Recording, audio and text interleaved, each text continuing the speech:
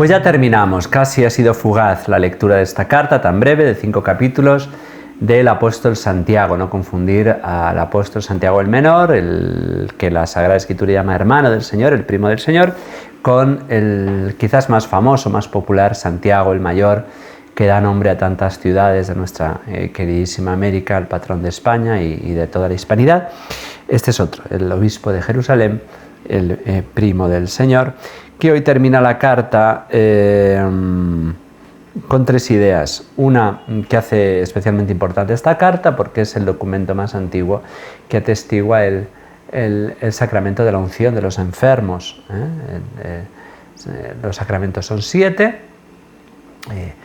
caños por los cuales circula de un modo especial la gracia de Dios, 3 de iniciación cristiana, bautismo, confirmación y Eucaristía, 2 de sanación, especialmente para los pecados del alma está la confesión, la penitencia, y para los pecados del cuerpo, para los sufrimientos del cuerpo, pero también para el alma está la unción de los enfermos. Luego están los sacramentos de servicio, matrimonio y orden sacerdotal. Bueno, pues el documento más antiguo que testigua como sacramento la unción de los enfermos está aquí, en esta carta orillada al final del Nuevo Testamento, y por eso estos 3 versículos del capítulo 5 de Santiago, 13, 14 y 15, son especialmente importantes.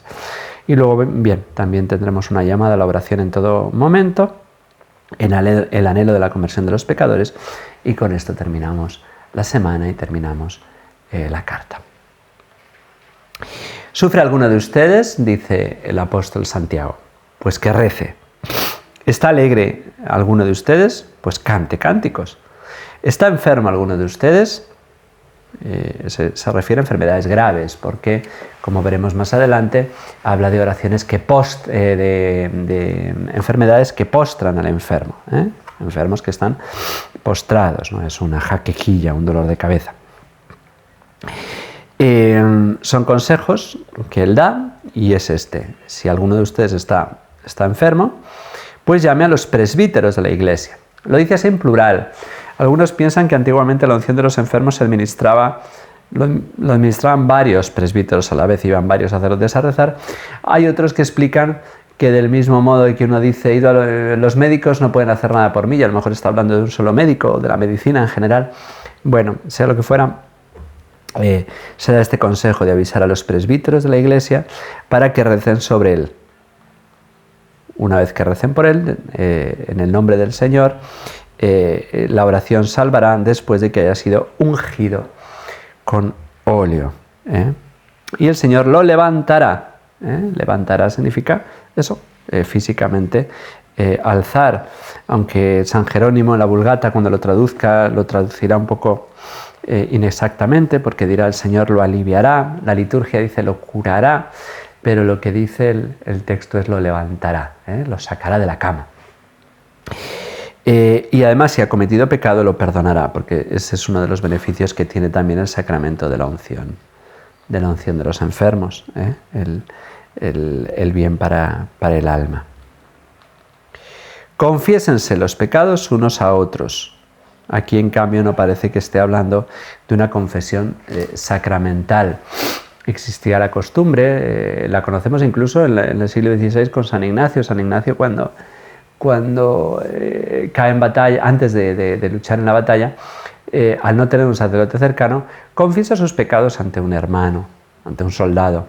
No porque piense que eso le va a servir como absolución sacramental, sino porque el ejercicio de humildad, de confesar a Dios usando la mediación de un hermano, pues es no obligatorio, pero es sanador, es bueno, ya digo, y necesario. Hoy vemos que mucha gente que desprecia y rechaza el sacramento de la confesión, luego van a la tele a confesarse y a contarnos todas sus marranadas. ¿Por qué? Porque hay una necesidad de volcar nuestra conciencia, de contarles a otros, y eso explica el auge de la psicología, que en sí es buena, lo que pasa es que hoy está normalmente en manos de profesionales que no siempre conocen bien al hombre por ignorar la fe, y cuando se ignora la fe, se ignora no solo quién es Dios, sino quién es verdaderamente el hombre. Pero hay una necesidad psicológica real de confesar, y mucho más una necesidad espiritual de ser perdonados, de ser limpiados. Entonces aquí está la unión de estos dos de estas dos realidades, ¿no? El pecado como enfermedad del alma y la enfermedad del cuerpo, que están tan en relación, porque somos cuerpo y alma, y cuando el alma está mal, el cuerpo lo resiente, y cuando el cuerpo está mal, también el alma lo sufre.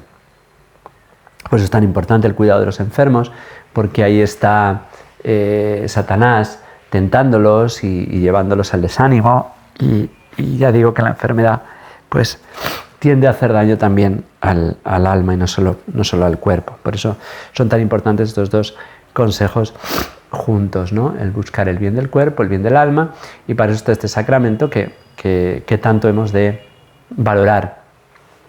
El sacramento de la unción de los enfermos, que tendemos a desplazarlo, dejarlo para el final, a veces llevados por el antiguo nombre que la Iglesia pues ha ido dejando en un segundo lugar, ¿no? Extrema unción extrema. Hoy quizás estamos abusando y queremos ungirnos todos los años. No, la unción de los enfermos es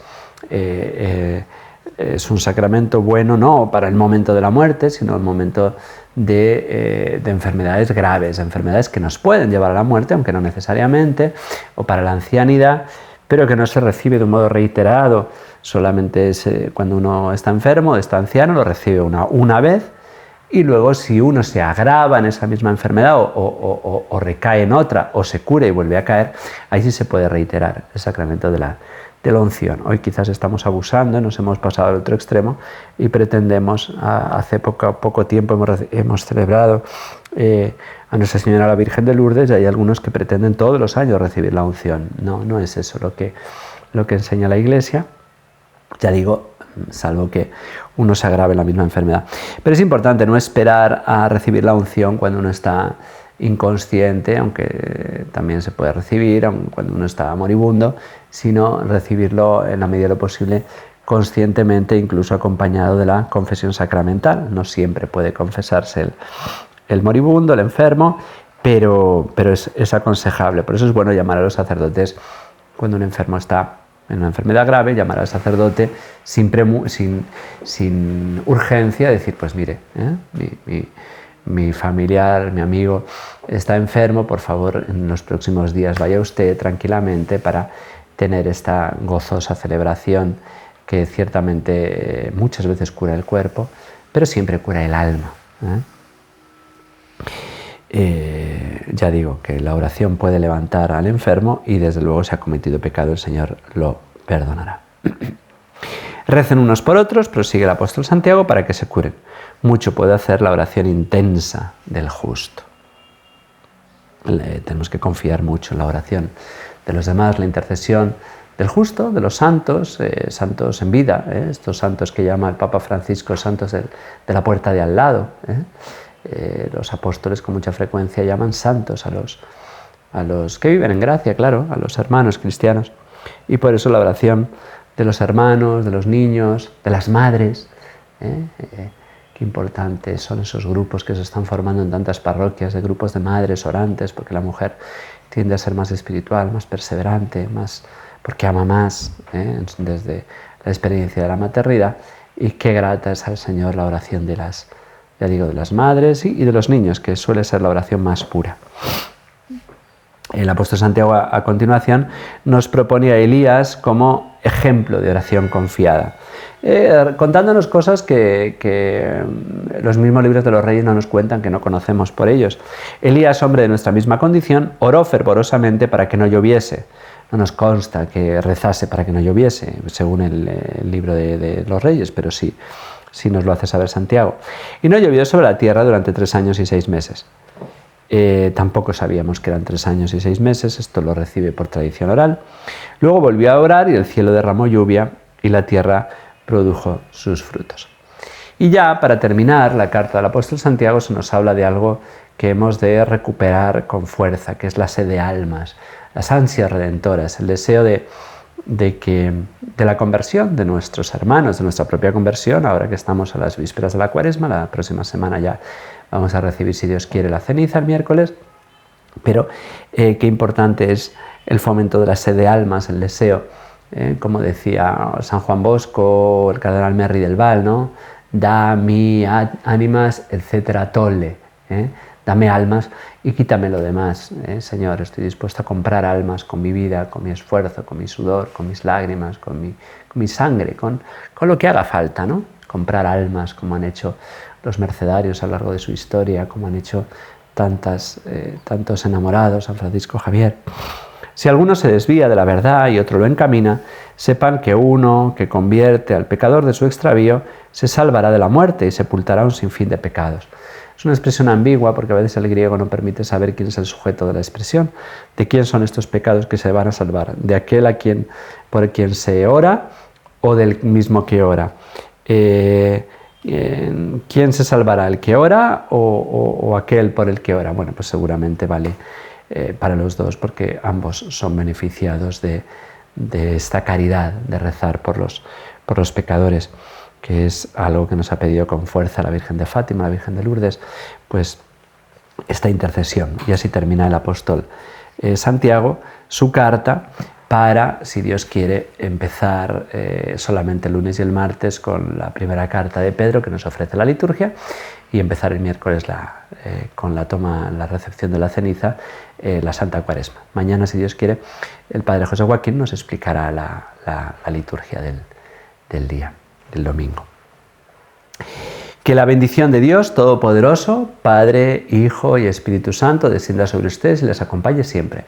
Hasta el lunes, si Dios quiere.